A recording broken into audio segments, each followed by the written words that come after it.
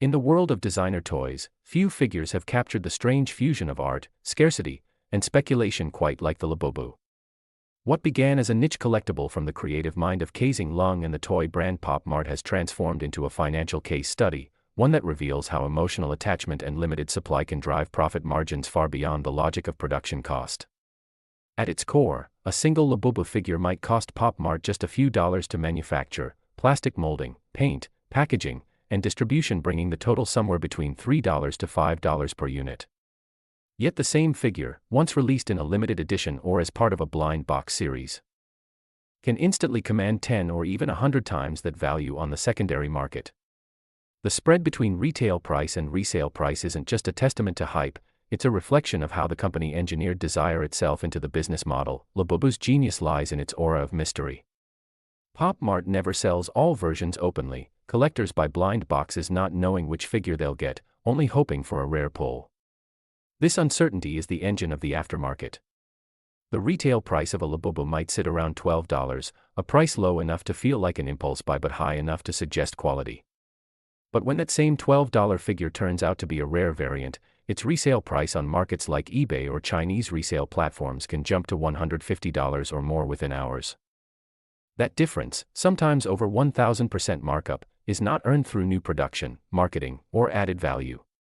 It's created by scarcity and psychology.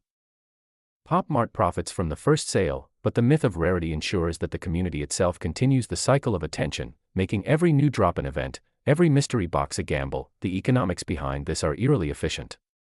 If POP MART sells a batch of 10,000 Labubu figures at $12 each, it generates $120,000 in revenue. Assuming even generous production costs of $5 per unit, that leaves roughly $70,000 in gross profit from a single line, excluding marketing and distribution. But what truly elevates these margins is the emotional profit the brand extracts, how each customer feels part of an exclusive club. That feeling translates to repeat purchases, trading groups, and viral moments across social media. Fans showcase their rare pulls, while others chase the next drop with renewed urgency.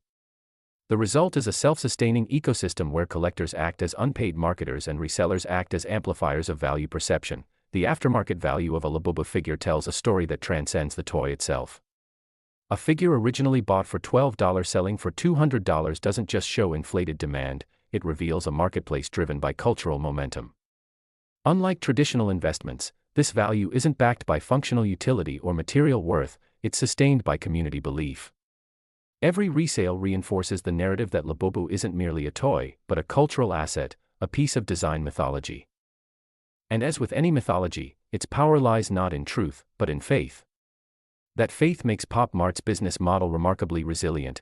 Even if the company never directly profits from the resale market, it benefits from the perpetual buzz that resale prices generate. What makes the Labubu phenomenon particularly fascinating is how POP MART has managed to monetize both ends of the emotional spectrum, excitement and disappointment. The thrill of the chase keeps buyers coming back, while the fear of missing out drives secondary buyers to pay exorbitant prices. In pure economic terms, it's a near-perfect loop. The company offloads all production risk early, while collectors and resellers absorb the volatility of market value.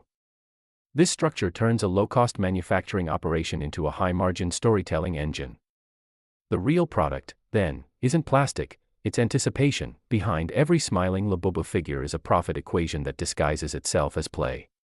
The character's innocent face and whimsical design make it easy to forget that the entire system around it is meticulously calculated. The scarcity is not accidental. It's designed to produce obsession. Every sold-out sign becomes an advertisement, every resale listing a data point proving demand. Over time, that perception compounds, allowing POP MART to maintain premium pricing across all its product lines. It's not about selling toys, it's about selling moments of belonging, and those moments are infinitely scalable. Analyzing a single Labubu figure, therefore, becomes a lesson in modern consumer economics. The physical object might cost mere cents to produce, but what people truly pay for is the story, the exclusivity, and the status it conveys within a small yet fervent community. The aftermarket amplifies that illusion, giving collectors the impression that they're investing rather than spending. In reality, they're participating in a carefully choreographed dance between brand and audience, a dance where both sides believe they're winning.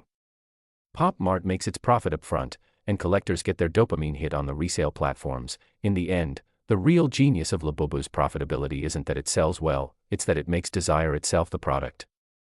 Each release is an emotional experiment that redefines what a toy can represent in the digital age: art, status, and speculation blended into a single, smiling figure.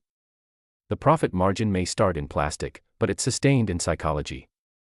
And as long as that psychology holds, a $5 toy will keep commanding hundreds, not because it's rare, but because it feels like it is.